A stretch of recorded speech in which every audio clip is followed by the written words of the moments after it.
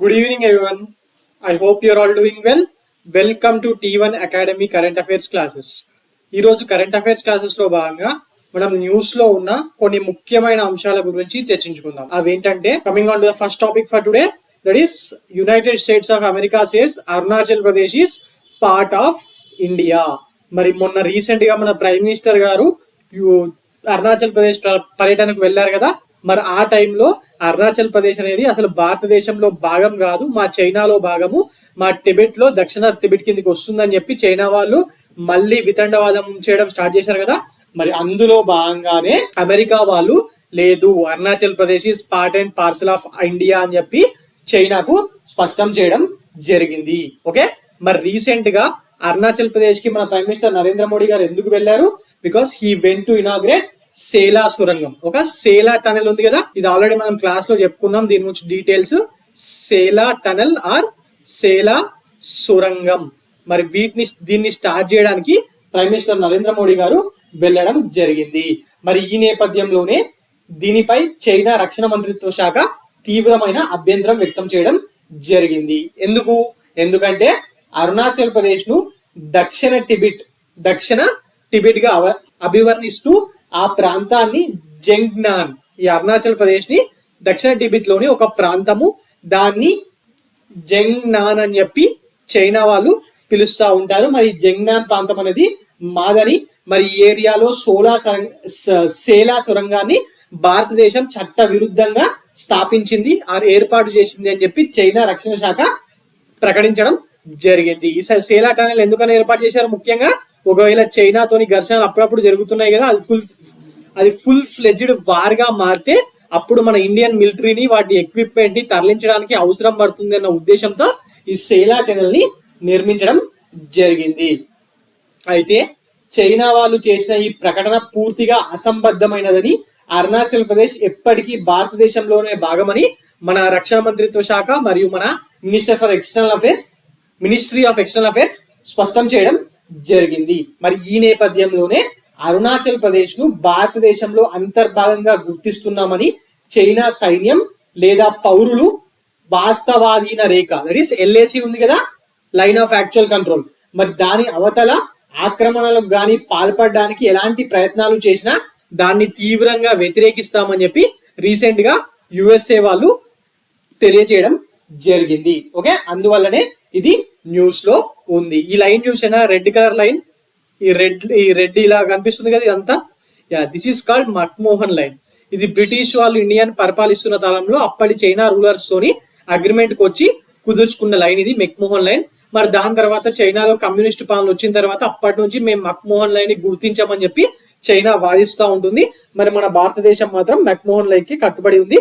అరుణాచల్ ప్రదేశ్ లో ఉండే జనాలు కూడా ఇండియాలోనే ఉండడానికి 100% ఇష్టపడుతూ ఉంటారు. ఓకే, సో ఈ పేరు మక్మోహన్ లైన్ అనేది very very important lines. McMahon line, Dibang valley, ఇలాంటివన్నీ very very important. Okay, now coming on to the next topic for today, Baloch militants attacked Pakistan's Gwadar port, 7 terrorist killed. ఇది హెడ్ లైన్, కాకపోతే ఆ head line ఏం మనకు అవసరం లేదు.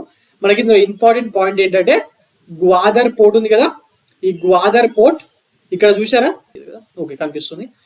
ఈ గ్వాదర్ పోర్ట్ అనేది, అలాగే ఇక్కడ పక్కన ఉన్న చాబార్ పోర్ట్ అనేది మన ఇండియన్ జియోపొలిటికల్ ఇంట్రెస్ట్ లో, ట్రేడ్ ఇంట్రెస్ట్ లో వెరీ వెరీ ఇంపార్టెంట్ పాయింట్స్. మరి వాటికి సంబంధించి ఇక్కడ న్యూస్ నుంచి మనం ఇక్కడ నేర్చుకుందాం. ఓకే, ముఖ్యంగా పాకిస్తాన్ లోని బలూచిస్తాన్ ఏరియాలో ఈ గ్వాదర్ పోర్ట్ అనేది బలూచిస్తాన్ ప్రావిన్స్ లో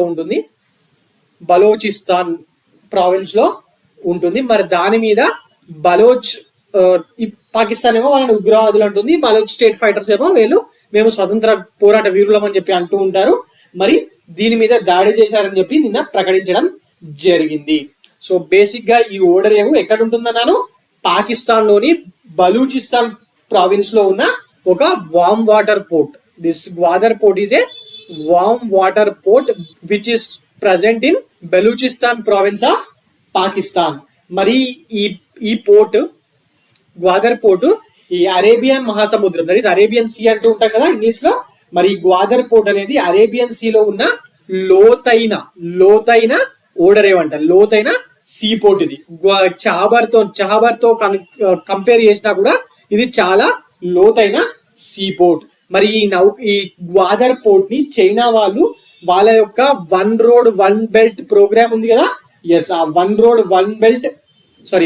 బెల్ట్ వన్ రోడ్ ప్రాజెక్ట్ మరియు మరీటైమ్ సిల్క్ రోడ్ ప్రాజెక్ట్ మధ్య అనుసంధానం చేయడానికి దీన్ని వాళ్ళు ఉపయోగిస్తున్నారు. ఇది మెయిన్ గా చైనా పాకిస్తాన్ ఎకనామిక్ కారిడార్ లో చాలా కీలకమైన భాగస్వామి.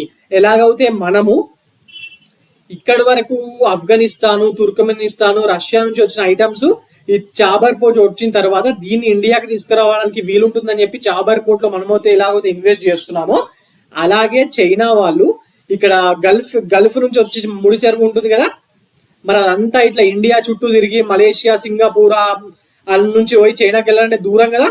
సో అందుకనే గ్వాదర్ పోర్ట్ ని ఇన్వెస్ట్మెంట్ చేసి ఇక్కడి వరకు తెప్పించుకొని చైనా పాకిస్తాన్ ఎకనామిక్ కారిడార్ అని చెప్పి ఇలా ఐటమ్స్ ని సప్లై చేసుకుంటూ ఉన్నారు. అటు వాళ్లకు ఇంపార్టెంటే, ఇటు మనకు ఇంపార్టెంటే గ్వాదర్ పోర్ట్. ఎందుకు?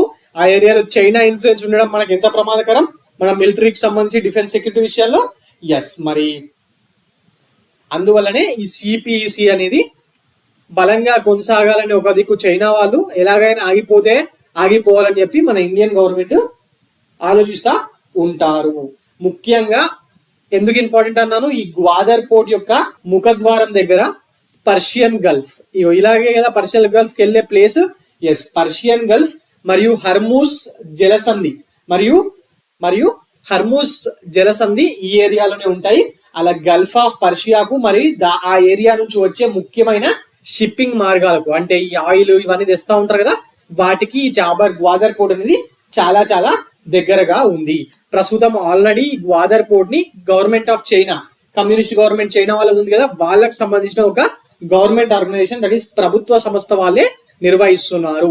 మరి బలూచ్ తీవ్రవాదులు ఆర్ బలూచ్ ఫ్రీడమ్ ఫైటర్స్ ఎందుకు అటాక్ చేశారంటే, వాళ్ళు ఏమంటున్నారంటే ఈ గ్వాదర్ పోర్ట్ ని యూజ్ చేసుకొని మా బలూచిస్తాన్ ప్రావిన్స్ లో ఉన్న అన్ని ముడి పదార్థాలని వీళ్ళు ఎక్స్పోర్ట్ చేసేస్తున్నారు, మా ఖనిజాలని అన్నిటిని ఎక్స్పోర్ట్ చేసేస్తున్నారు. We want separate country from Pakistan.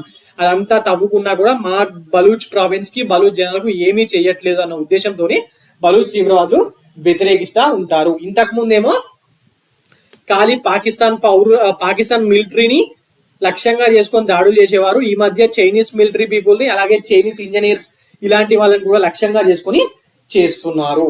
Okay, దాడులు చేస్తున్నారు. మరి ఇప్పటి వరకు బలోచ్ తీవ్రవాదులను పాకిస్తాన్ అంటుంది, లేక వాళ్ళేమో బలోచ్ ఫ్రీడమ్ ఫైటర్స్ అనుకుంటున్నారు అన్నాను కదా. అసలు ఈ బలోచిస్తాన్ గురించి ఇప్పుడు మాట్లాడుకుందాం. ఈ ఏరియా ఉంది కదా, ఈ ఇట్లా ఉన్న ఏరియా ఈడు వరకు బలూచిస్తాన్ ఇట్లా ఉంటది. ఓకే, ఇదంతా Balochistan. Okay, largest province of Pakistan. Pakistan లోనే అతి పెద్ద ప్రావిన్స్ గా పిలిచే బలూచిస్తాన్ కొండలతో కూడి ఉన్న ప్రాంతం ఇది. ఓకే, మరి బలూచిస్తాన్ స్వతంత్రం కోసం చాలా గ్రూపులు కొన్ని వాళ్ళకి స్వతంత్రం వచ్చిన 1947 టైం నుంచి కూడా పోరాటం చేస్తూనే ఉంటాయి. ముఖ్యంగా China Pakistan economic corridor project ను ఈ గ్రూపులు తీవ్రంగా వ్యతిరేకిస్తున్నాయి. ముఖ్యంగా అందులో ఒక గ్రూప్ ఉంది, బలూచిస్తాన్ లిబరేషన్ ఆర్మీ, బిఎల్ఏ అని ఒక గ్రూప్ ఉంటుంది. ముఖ్యంగా ఈ బలూచిస్తాన్ లిబరేషన్ ఆర్మీ అనే వేర్పాటువాద సంస్థ చైనా పెట్టుబడులు తీవ్రంగా వ్యతిరేకిస్తూ ఆ ఏరియాలో చైనీస్ యొక్క లక్ష్యాల మీద దాడులు చేస్తూ ఉంటుంది. ఎందుకంటే బలూచిస్తాన్ లోని గ్యాస్ మరియు ఖనిజ వనరులను చైనా పాకిస్తాన్లు దోపిడీ చేస్తున్నారని చెప్పి ఈ బలూచిస్తాన్ లిబరేషన్ ఆర్మీ వాళ్ళు ఆరోపణ చేస్తున్నారు. ఓకే, అండ్ అలాగే సిపిఈసిలో భాగంగా ఇక్కడి గ్వాదర్ పోర్ట్ మరియు ఇతర ప్రాజెక్టులలో డెవలప్మెంట్ కోసము చైనా వాళ్ళు చాలా $బిలియన్ ఆఫ్ ఇన్వెస్ట్మెంట్ చేస్తున్నారు. వాళ్ళ ఉపయోగం కదా.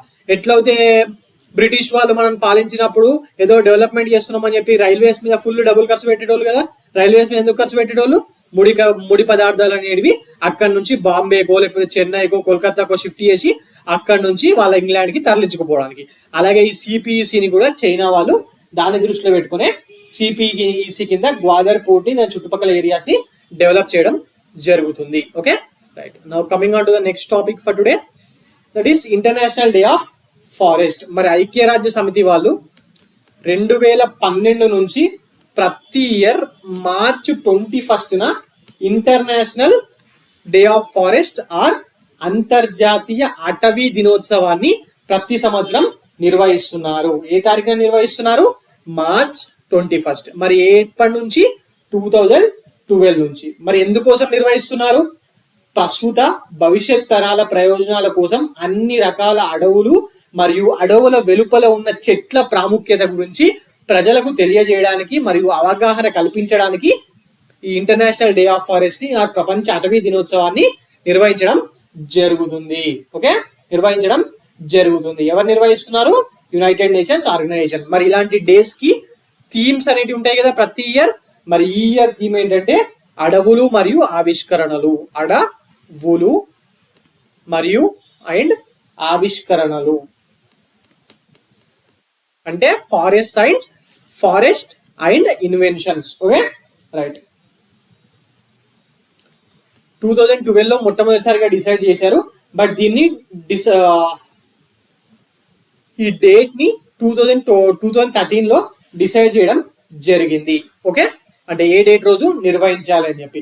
మరి అందువల్ల అంతర్జాతీయ అటవీ దినోత్సవాన్ని మొదటిసారిగా మార్చ్ 21, 2013 నుంచి నిర్వహించడం జరుగుతుంది. మరి అంతర్జాతీయ అటవీ దినోత్సవం రోజున ఏం చేస్తారు ఐక్యరాజ్య సమితి వాళ్ళు అంటే ఈ చెట్లు పెంచడం, ప్రపంచవ్యాప్తంగా ప్రతి ఊర్లో చెట్లు పెంపకం సంబంధించిన ప్రచారాలు మరియు స్థానిక, జాతీయ అండ్ అంతర్జాతీయ కార్యక్రమాలను నిర్వహించడానికి ఇప్పటి వరకు చేపట్టిన ప్రయత్నాల గురించి చాలా దేశాల్లో అవి ఎలా ప్రోత్సహించబడ్డాయి అన్న విషయాల మీద ఈ కాన్ఫరెన్సెస్ అనేది పెడతా ఉంటారు. ఓకే, అండ్ అలాగే United Nations forum of forest and food and agricultural organization FAO ఉంది కదా, రోమ్ హెడ్ క్వార్టర్స్ గా ఉండే United nations FAO.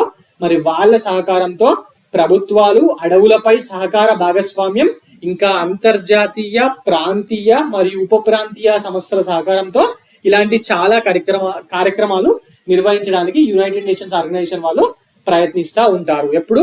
March 21. So what are the important points to be remembered here? 1. International day of forest is celebrated on March 21. From which year? 2013. But when was it decided? In 2013. What is the theme of this year? అడవులు and ఆవిష్కరణలు అంటే forest and inventions. Okay, right. Now coming on to the next topic for today. That is 4th Shanghai cooperation organization, SCO అని చెప్పి మనం చదువుతూ ఉంటాం కదా. India recent గా జాయిన్ అయింది.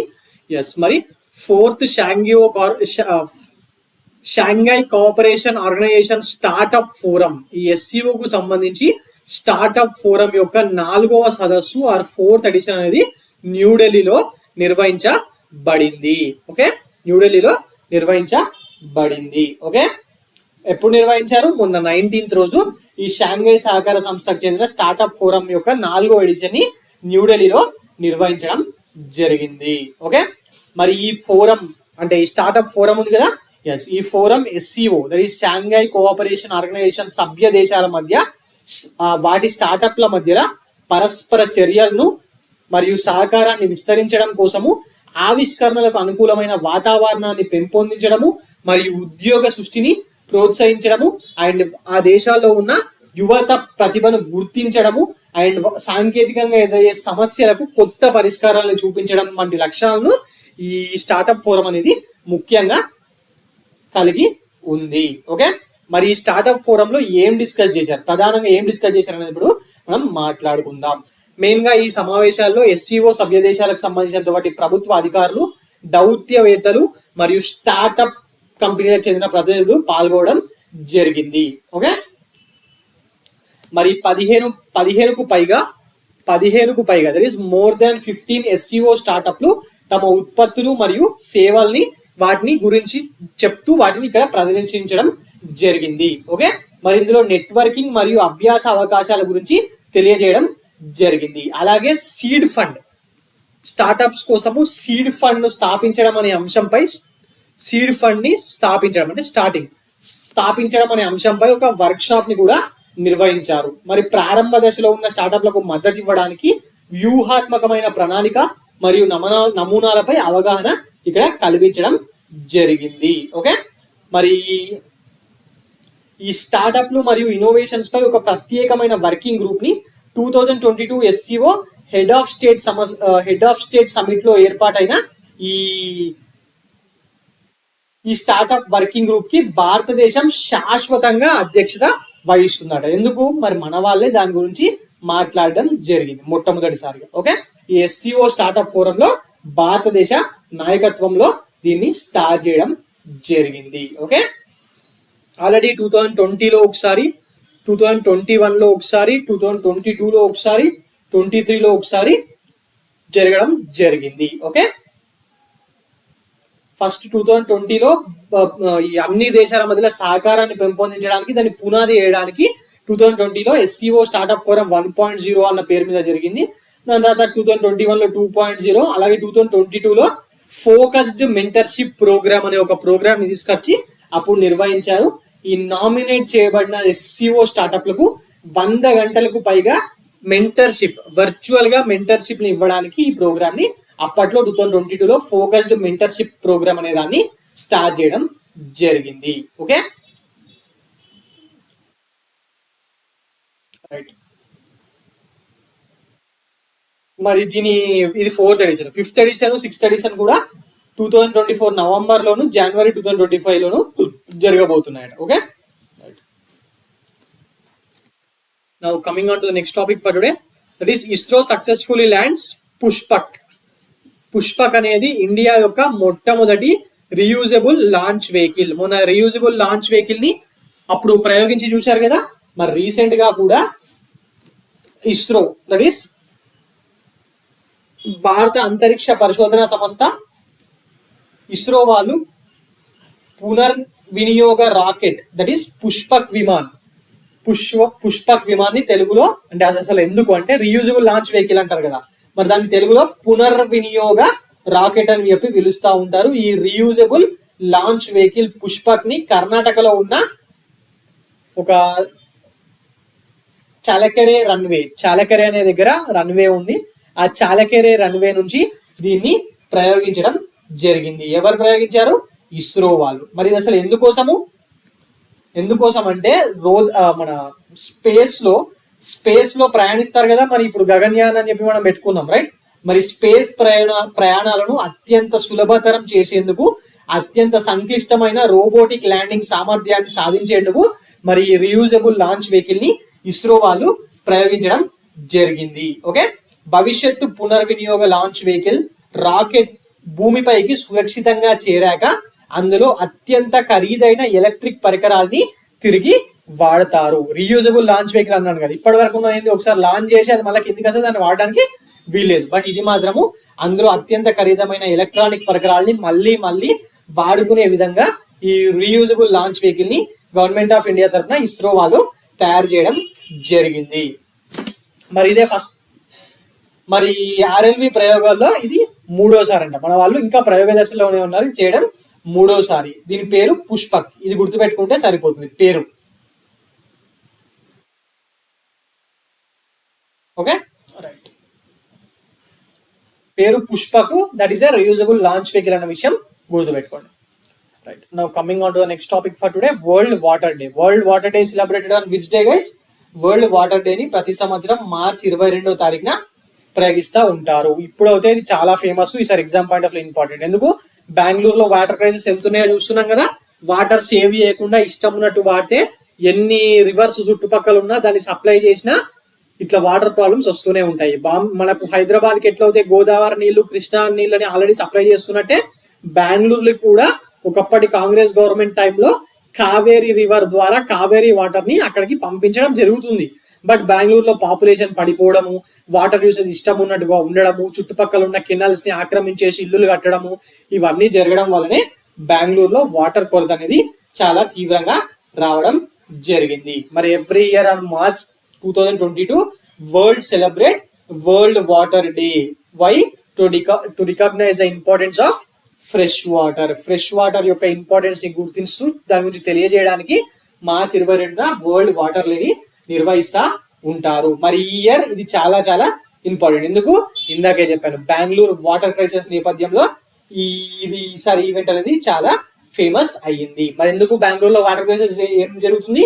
The silicon valley of India is facing severe water shortage due to failed monsoon in the parts of Bangalore and drying groundwater resources and also excessive usage of water. Okay, మరి ఇలాంటి days కి themes ఉంటాయి కదా. What are the important points to be remembered here? ఒకటేమో ఏ రోజు, right. So March 22. So what is the theme? Theme important వీటిలో, right? మరి థీమ్ ఏంటంటే వాటర్ ఈజ్ ఫర్ పీస్. రేపు పొద్దున నీళ్ళ కోసం కూడా యుద్ధాలు చేసుకునే పరిస్థితి రాబోతుంది మన ప్రపంచంలో. ఇలాగే మన వాటర్ ఇష్టం ఉన్నట్టు ఆల్రెడీ తమిళనాడు కర్ణాటక గొడవ పెట్టుకుంటున్నాయి కదా వాటర్ విషయాల్లో. ఇప్పుడు రాష్ట్రాల మధ్యలో ఉన్నది, రేపు పొద్దున దేశాల మధ్యలో కూడా రావచ్చు. ఓకే, సో దీని థీమ్ ఏంటంటే ఈసారి వాటర్ ఈజ్ ఫర్ పీస్. మరి మొట్టమొదటిసారిగా వరల్డ్ వాటర్ డే అనేది ఒకటి నిర్వహించాలని చెప్పి 1992లో United Nations conference on environment and development conference ఒకటి బ్రెజిల్లోని క్యాపిటల్ సిటీ కాదు, లార్జెస్ట్ సిటీ అయిన రియో డి జెనైరోలో జరిగినప్పుడు మొట్టమొదటిసారిగా 1992లో దీన్ని ప్రపోజ్ చేయడం జరిగింది. మరి లేటర్ ఆ సంవత్సరంలోనే United nations general assembly March 22 నుంచి వరల్డ్ వాటర్ డే నిర్వహిస్తామని చెప్పి ప్రకటించడం జరిగింది. మరి ఆ world water day, this world water day is dedicated to highlight the necessity or importance of water in humans day to day life and the need to conserve it. ఆ వాటర్ని ఎలా రక్షించుకోవాలి మరియు ఆ వాటర్ అనేది మనుషుల రోజువారీ జీవితంలో ఎంత ఇంపార్టెంటో చెప్తూ దీన్ని నిర్వహించడం జరుగుతుంది. Okay, right. Coming on to the next topic for today. Hitachi group firm global logic opens office in Mahabubnagar. ఇది జనరల్ గా అయితే పెద్దగా ఇంపార్టెంట్ కాదు, ఎందుకంటే హైదరాబాద్ లాంటి ప్రాంతాల్లో ప్రతిరోజు ఒక కంపెనీ ఓపెన్ అవుతుంది. బట్ తెలంగాణలోని డిస్ట్రిక్ట్స్ కి కంపెనీస్ ని ఐటీని ఎక్స్పాండ్ చేస్తున్నారు కదా. మరి అందులో భాగంగా కాంగ్రెస్ గవర్నమెంట్ వచ్చిన తర్వాత హిటాచీ గ్రూప్ యొక్క సబ్సిడరీ కంపెనీ అయిన గ్లోబల్ లాజిక్ వాళ్ళు మహబూబ్ నగర్ జిల్లా కేంద్రంగా తాజాగా వాళ్ళ యొక్క కార్యాలయాన్ని ఓపెన్ చేయడం జరిగింది. ఎందుకు? ముఖ్యంగా భారతదేశంలో వాళ్ళ వ్యాపార విస్తరణలో భాగంగా హిటాచీ గ్రూప్ కు చెందిన గ్లోబల్ లాజిక్ వాళ్ళు మహబూబ్ నగర్ లో వాళ్ళ ఆఫీస్ ని ప్రారంభించారు. సో ఇది ఒక్కసారి చూసుకోండి, మరీ ఇంపార్టెంట్ అన్నాడు, బట్ ఒకసారి చూసుకోవాల్సిన విషయమే. ముఖ్యంగా ఎందుకు స్టార్ట్ చేశారంటే ప్రాంతీయ మార్కెట్ పై దృష్టి సారించడంలో భాగంగా కంటెంట్ ఇంజనీరింగ్ వ్యాపారాన్ని మరింత ప్రోత్సహించాలనే ఉద్దేశంతో ఈ కార్యాలయాన్ని వాళ్ళు నెలకొల్పడం జరిగింది. ఓకే, మరి వీళ్ళు దీనిలో భాగంగా ఇంజనీరింగ్ మీద ప్రత్యేక దృష్టి సారించడంతో పాటు డేటా, జిఐఎస్ పరిష్కారాలు, అలాగే ఏఐ ప్రాజెక్ట్స్ వంటి పలు రకాలమైన డొమైన్స్ లో వీళ్ళు సేవలు అందిస్తారంట. ఓకే, అలాగే వీళ్ళు తెలంగాణ ప్రభుత్వ సహకారంతో మన తెలంగాణ రాష్ట్రంలో టెక్నాలజీ మరియు ఐటీ విద్యను ప్రోత్సహించడానికి స్టూడెంట్స్ లో ఉన్న ప్రతిభను బయటకు తీయడానికి తెలంగాణ అకాడమీతో కూడా ఒక ఒప్పందాన్ని కుదుర్చుకోవడం జరిగింది. Okay, right. ఎక్కడ స్టార్ట్ చేశారు? మహబూబ్ నగర్లో. దిస్ ఇస్ ఇంపార్టెంట్ గైస్, ఒకసారి చూసుకొని వెళ్ళండి. సో ఇదండి ఈరోజు current affairs. For more current affairs like this please visit T1 Academy and also please subscribe T1 Academy. Thank you.